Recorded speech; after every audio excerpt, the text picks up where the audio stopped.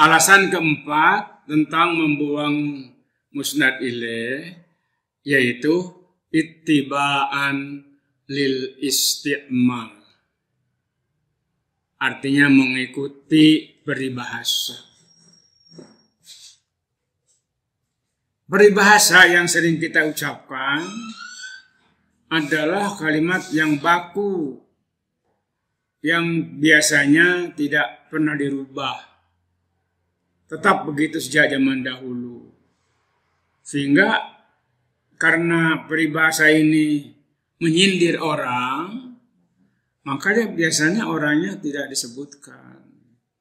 Karena itu termasuk membuang subjek, membuang mubtada, fa'il, naib fa'il, ini untuk menyindir seseorang.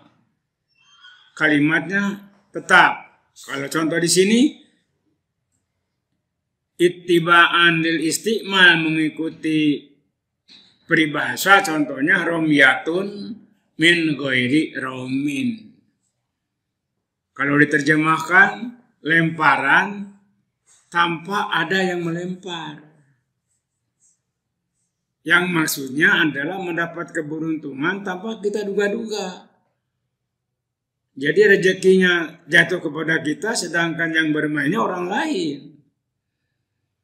Maka tentu saja peribahasa ini selamanya tidak akan disebutkan subjeknya. Ini yang ada hanya predikat saja. Seperti predikat atau sering kita dengar. Contohnya umpamanya air susu dibalas dengan air tuba. Siapa subjeknya tidak disebutkan. Air beriak tanda tak dalam, air berguncang tanda tak penuh. Itu yang disindirnya tidak boleh disebutkan karena peribahasa itu selalu menyembunyikan yang menjadi sasaran sindiran. Contoh umpamanya, orang lagi banyak ngobrol orang itu. Kita terganggu dengan obrolan mereka. Kita katakan, tong kosong nyaring bunyinya. Mereka sudah ngomong jadi diam mereka. Apa tong kosong nyaring bunyinya? Ada zaman ilmu nasihat ini mah ditakoda ngelentrung. Tapi lamun tong nepinuh mal ganeng. Kalau orang sudah penuh dengan ilmu, kalem. Iya menikawas di pasar we negara raneng. Orang kita katakan tong kosong nyaring bunyinya. Kalimat tong kosong nyaring bunyinya itu kan subjeknya tidak disebutkan. Karena peribahasa biasanya tidak disebutkan subjeknya. Yang disindirnya tidak disebutkan. Tapi orang yang merasa tersindir akan merasakan itu. Nyindiran manehna. Makanya di sini contohnya romyatun min ghairi romin.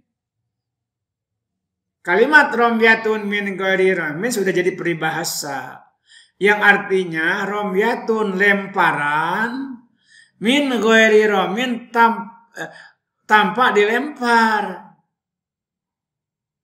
Umpamanya anak-anak pulang dari sekolah biasanya lapar, dahaga.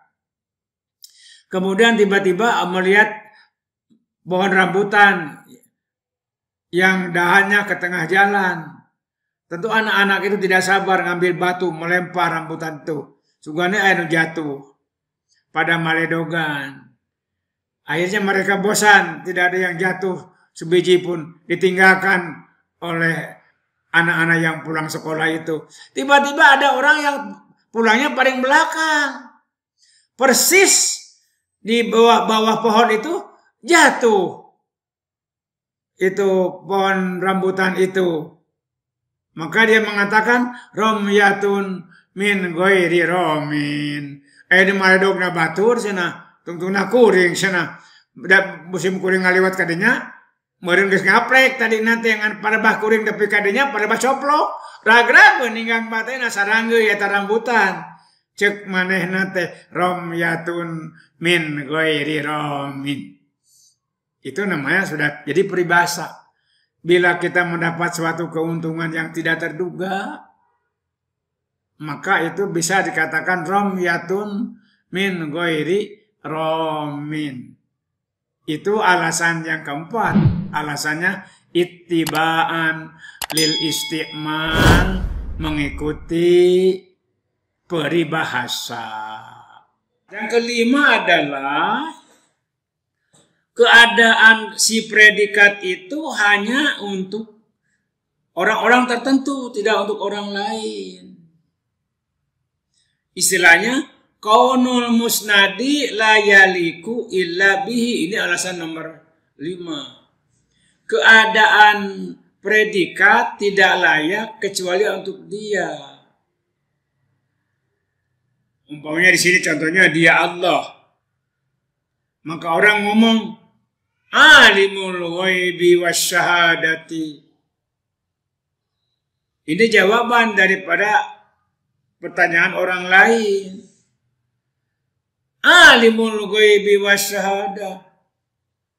Alimul ghaibi wasyahadah ini khobar. Apa mubtadanya? Tidak disebutkan. Zat yang mengetahui kepada yang gaib dan kepada yang nyata. Semuanya orang pasti tahu siapa? Allah. Allahnya tidak disebutkan. Karena sudah pada tahu. Yang maha kuasa di langit. Pasti orang tahu siapa. Maka ini alasannya kaunul musnadi la yaliku illa bihi. Keadaan predikat tidak ada yang layak kecuali untuk dia Allah.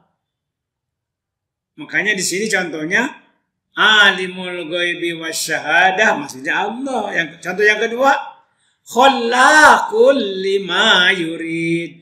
Zat yang maha mencipta kepada apa yang ia kehendaki. Siapa? Tidak disebutkan, tapi orang pasti mengerti. Pasti dia itu adalah Allah. Jadi alasannya keadaan predikatnya khusus untuk dia. Jadi kalau dikatakan itu maka mana balik dah kejabak ke Allah. Alasan nomor 6, alasan dibuangnya musnad ilaih, alasan dibuangnya subjek, atau alasannya dibuang mubtada, dibuang fa'il, dibuang naim fa'il, itu ada 6. Maka alasan yang ke-6 adalah apabila kita membuat kalimat pasif. Kalau dalam ilmu nahwu, jadi kalau kita akan membuat fi'il madhi majhul, itu biasanya fa'ilnya dibuang saja. Maf'ulnya menepati kedudukan fa'il. Maka membuang fa'il atau tidak menyebutkan fa'il, maka itu termasuk kepada hadful musnad ilaih. Contohnya di sini, apabila kita akan membuat fi'il itu menjadi majhul. Contoh begini, kataba at-talibu ar-risalata. Telah menulis siswa kepada risalah itu. Kemudian mau dijadikan kalimat pasif. Risalah itu ditulis. Berarti kan fa'ilnya dibuang. Maka menjadikan fi'il maklum kepada fi'il majhul itu termasuk hadful musnad ilaih. Contohnya khuliqal insanu. Asalnya khalaqallahul insana. Lah tadi kalimatnya aktif jadi pasif. Tentu saja harus ada perubahan, yaitu fi'ilnya diganti dari fi'il majhul. Sedangkan pelakunya disebut naib fa'il. Atau contoh lain misalnya, kalau tadi hulikol insan, misalnya surikol baitu, rumah kecurian. Kenapa dikatakan jumlah begitu? Karena malingnya tidak tahu siapa yang malingnya. Maka katakan surikol baitu, rumah kami kecurian. Waktu ri'al hisab, hitungan itu telah dipecahkan. Jadi itu fi'il madi atau mudhari majhul teh berarti di situ fa'ilnya dibuang.